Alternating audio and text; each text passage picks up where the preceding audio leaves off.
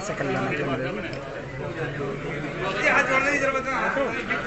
भैया तुम आगे से हटो, पीछे आ जाओ पीछे।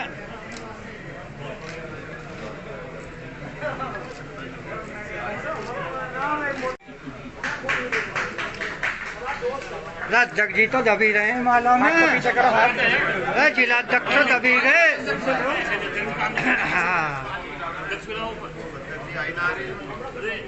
छोड़ दो नहीं ले, हो गया काम।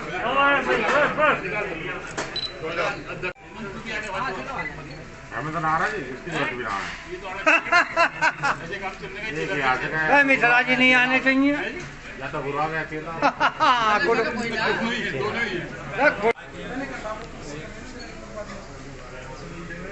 बसपा के 3 बार के कोऑर्डिनेटर रहे मेरठ मंडल के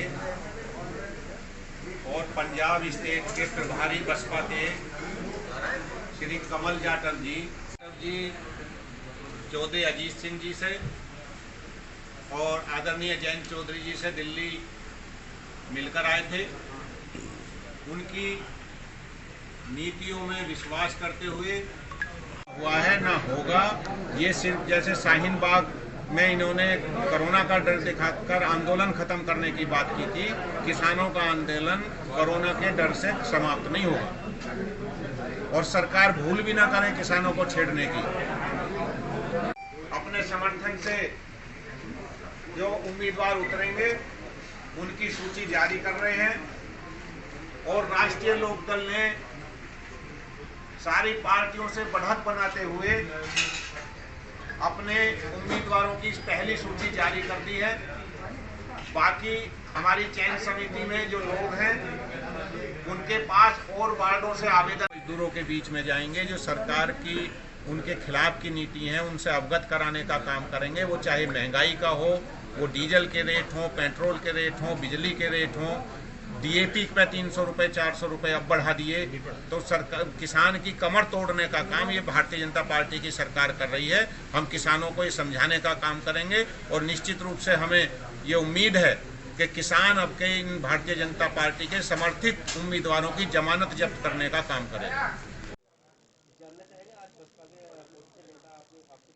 बसपा के 3 बार के मेरठ मंडल के कोऑर्डिनेटर, बसपा के पंजाब स्टेट के पूर्व प्रभारी और पश्चिम उत्तर प्रदेश के भाईचारा कमेटी बसपा के प्रभारी कमल जाटव जी आज अपने समर्थकों के साथ बसपा छोड़कर राष्ट्रीय लोकदल में शामिल हुए हैं।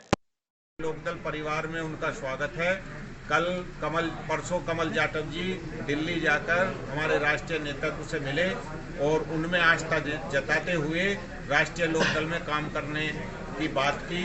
आज विधिवत रूप से कमल जाटव जी ज्वाइन तो उसी दिन हो गए थे, लेकिन क्योंकि हापुड़ के रहने वाले हैं, हापुड़ में इन्हें ज्वाइन करना था, तो आज विधिवत रूप से राष्ट्रीय लोकदल परिवार में कमल जाटव जी उनके सारे समर्थक शामिल हुए हैं और इन सबका राष्ट्रीय लोकदल परिवार में स्वागत। कितने लोगों की सूची अब तक जिला पंचायत में हमारी जो चयन समिति है उसके सारे मेंबर हमारे यहाँ बैठे हुए हैं। हमने वो 6 वार्डों की कमेटी सूची बनाकर हाईकमान को भेजी थी और हाईकमान से वो अप्रूवल होकर हमारे क्षेत्रीय अध्यक्ष जसवीर सिंह जी द्वारा वो जारी कर दी गई है और 6 वार्डों में हमने अपने समर्थित उम्मीदवारों की घोषणा कर दी।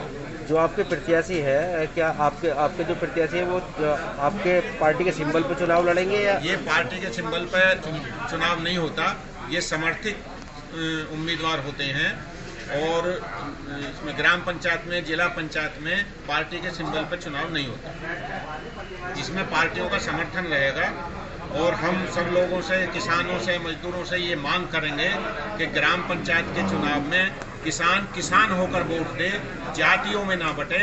और जो भारतीय जनता पार्टी किसानों की अनदेखी कर रही है, किसानों की कमर तोड़ने का काम कर रही है, इस जिला पंचायत के चुनाव में उनकी जमानत जब्त कराकर उन्हें घर बैठाने का काम अब के किसान और मजदूर करें। हमारे प्रदेश के प्रवक्ता अजय एडवोकेट और हमारे जनपद के पंचायत के चुनाव के प्रभारी हमारे बीच में हैं और हमारे कमल जाटव जी जो 3 बार से बसपा के कोऑर्डिनेटर रहे हैं, हमारी पार्टी में शामिल हुए हैं। हम सारे कार्यकर्ता उनका बहुत बहुत स्वागत करते हैं। अभी आपने प्रश्न किया था किन किन मुद्दों को लेकर पंचायत के चुनाव में जाएंगे। हमारी पार्टी 2 मुद्दों को लेकर पंचायत के चुनाव में जाएगी, क्योंकि त्रिस्तरीय पंचायत का चुनाव है। जिला पंचायत का सदस्य आदरणीय जयंत चौधरी जी ने, हमारे नेता चौधरी अजीत सिंह जी ने हमें विश्वास जता करके मुझे वार्ड नंबर 11 से प्रत्याशी बनाया है। मैं सारे पार्टी के साथियों का, अपने शीर्ष नेतृत्व का धन्यवाद देना चाहता हूं और ये विश्वास दिलाना चाहता हूं कि इस चुनाव को हम मजबूती से जीतने का काम करेंगे।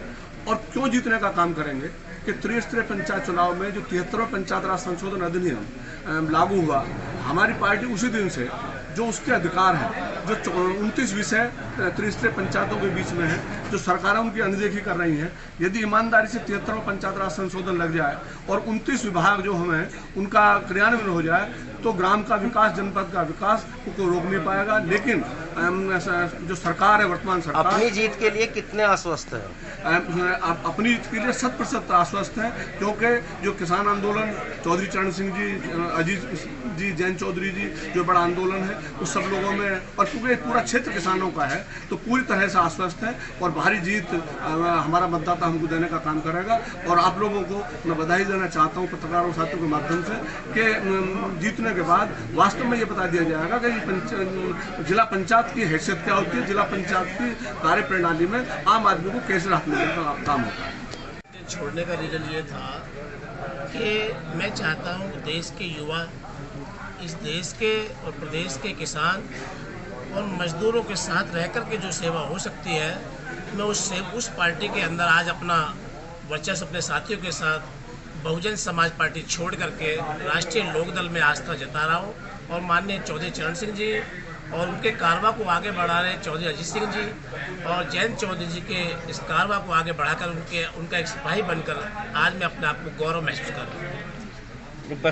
बसपा में आपने कितने वर्ष काम किया है? मैंने बसपा में 93 से काम कर रहा हूँ। 95 में मेरे परिवार की पुत्र वधू, भतीजे की बहू सभासद 95 में रही थी गाजियाबाद से, और तभी से मैं 93 से काम कर रहा हूँ। और आज तक मैं बहुजन, आपसे पहले तक मैं बहुजन समाज पार्टी में था, और आज मैं अपने परिवार, अपने साथियों के साथ राष्ट्रीय लोकदल में शामिल होकर और इस कारवा को, इसका सिपाही बन के आगे बढ़कर, और जब तक मेरे सांस है मेरे शरीर में, तब तक मैं राष्ट्रीय लोकदल का सिपाही बनकर। बसपा छोड़ने का असली रीजन क्या रहा, जो आपने बसपा छोड़ने का रीज़न ये रहा कि वहाँ कुछ जाटव समाज की अनदेखी हो रही है, और बहुत सारे जाटव समाज ने पिछले 1-2 महीने से ये रोष जताया कि हम भी बहुजन समाज पार्टी छोड़कर किसी ऐसी पार्टी में शामिल होंगे जो किसान विरोधी ना हो, जो युवाओं को आगे बढ़ाने का काम करती हो और समाज में अपनी एक पहचान के रूप में काम कर रही हो।